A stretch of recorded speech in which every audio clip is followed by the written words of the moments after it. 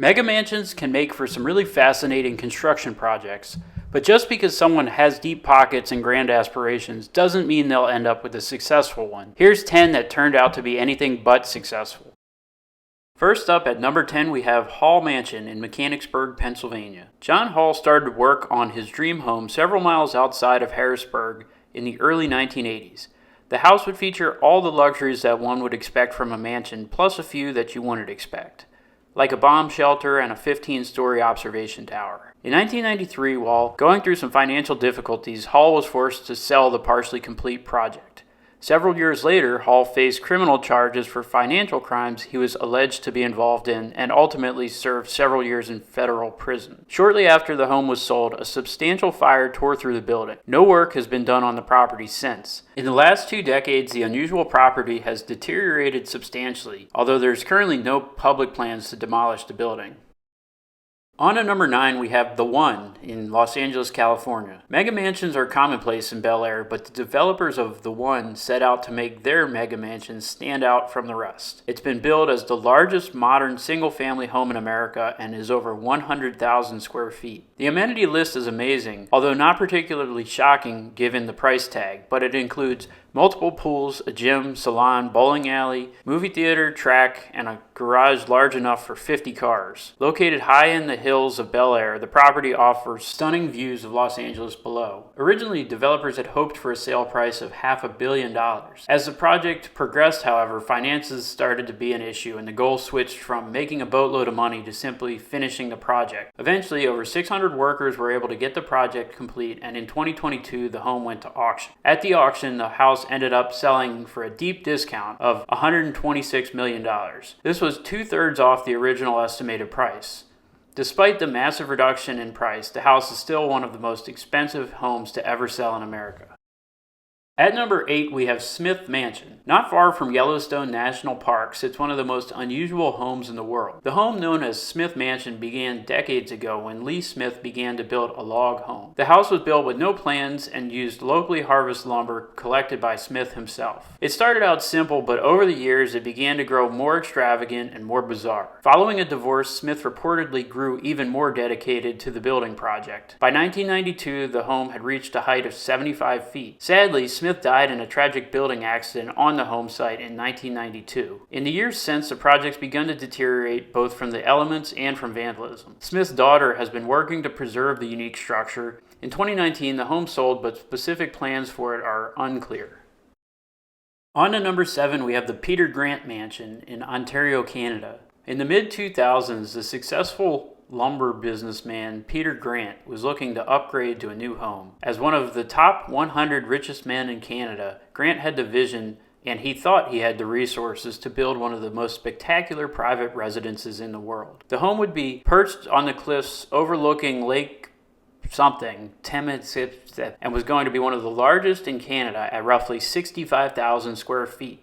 Amenities would include a waterfall, boathouse, art gallery, golf course, massive hot tub, and 30-foot fireplace. Unfortunately, as the world economy struggled in 2008, so did the company that Peter Grant owned. By the end of the decade, the project had been put on hold and was listed for sale. It was bought, but hasn't been completed since. While the exterior is mostly complete, the interior sits largely incomplete. It's unclear exactly what will happen to it, although word on the street now is that there's a TV series that's slated to start up around it.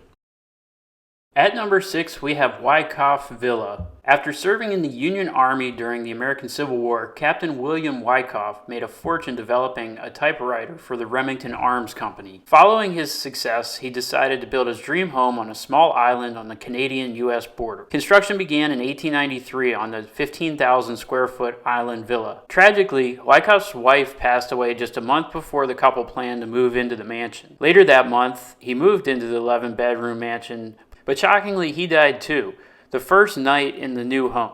The mansion stayed in the Wyckoff family for some time, but due to its location on an island in rural upstate New York, it saw limited use. When the family fortune evaporated during the Great Depression, the property was bought by GE, who had plans to turn the island into a corporate retreat. These never came to fruition, however, and when World War II struck, the home was stripped of anything that could be salvaged, including windows. Numerous individuals and organizations have expressed interest in renovating the property, but its location on the island made renovation prohibitively expensive. The property was last sold in 2022 for just $300,000, and it remains to be seen what plans the new owners have.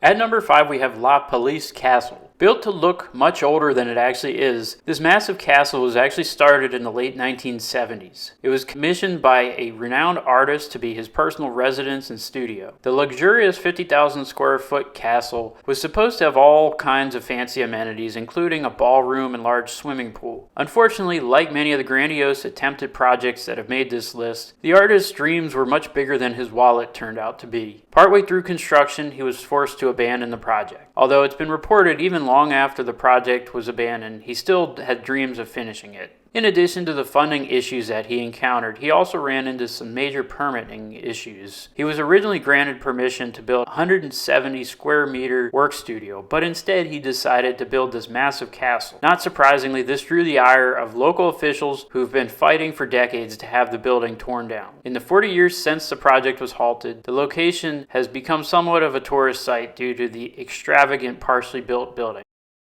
At number 4, we have Bannerman's Castle. Around the turn of the 20th century, Scottish arms dealer Francis Bannerman was looking to expand his business. Bannerman, who started out reselling Civil War arms as a teenager, built quite the reputation as a weapons dealer throughout the second half of the 1800s. By the time the Spanish-American War rolled around, Bannerman's company was buying roughly 90% of the weapons that were seized from the Spanish. In a search for more room to expand his operation, he bought Papel Island in 1900. Within a year, he had started construction on an extravagant castle that would serve as storage for his arsenal as well as a home for his family. The castle was built in the style of the ones he had seen on trips to Scotland and even had a moat. Other features included a guest house, docks, turrets, and a massive brick wall reading Bannerman's Island Arsenal. Bannerman's business continued to boom thanks to World War I, but in 1918 Bannerman passed away. At this time, the castle, while extremely impressive, was still not complete. Then, in 1920, 200 tons of stored explosives triggered a massive explosion damaging part of the castle. Despite the damage, the family continued to live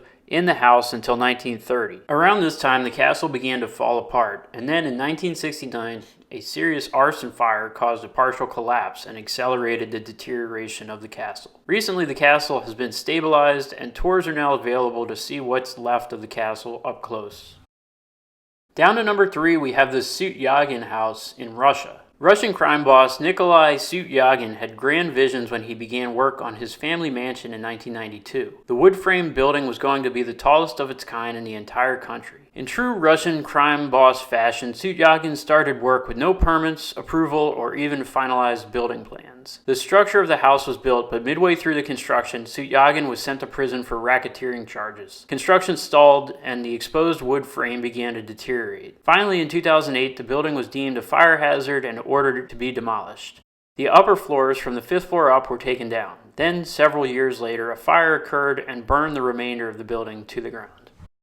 Down at number 2, we have Woodchester Mansion. William Lee and an inexperienced architect, Benjamin Bucknell, began planning Woodchester Mansion in the late 1850s, and construction began in 1858. This massive Gothic Revival-style mansion progressed slowly but steadily over the next decade. Unfortunately, as William Lee's health deteriorated, progress slowed, and by the time Lee died in 1873, construction on the mansion had stopped altogether. Lee's heirs appeared to have very little interest in completing the project, which began to be neglected. In 1938, Lee's granddaughters sold the incomplete home to a charitable organization who intended to turn the incomplete building into a mental health hospital. These plans were canceled as World War II became everyone's focus in the 1940s. The house continued to sit vacant, although remarkably, despite being vacant for well over 100 years, it never fell that far into disrepair. A small group of locals did their best to maintain the building and grounds, and in the early 1990s, it was bought by a local government organization. It now opens the building to the public several months out of the year. Several hundred bats began living in the attic in the 1950s and have become the only permanent residence the house has ever had.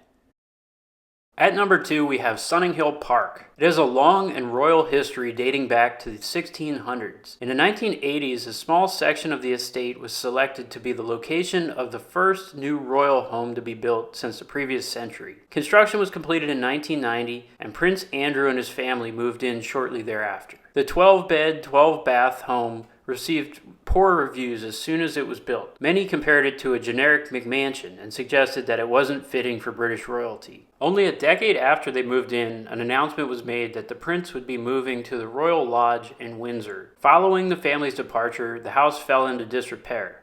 Things got so bad in 2009 that 2 options were being considered for the massive mansion that was less than 20 years old. The 2 options were demolition or conversion to a homeless shelter. In 2016, the house was demolished.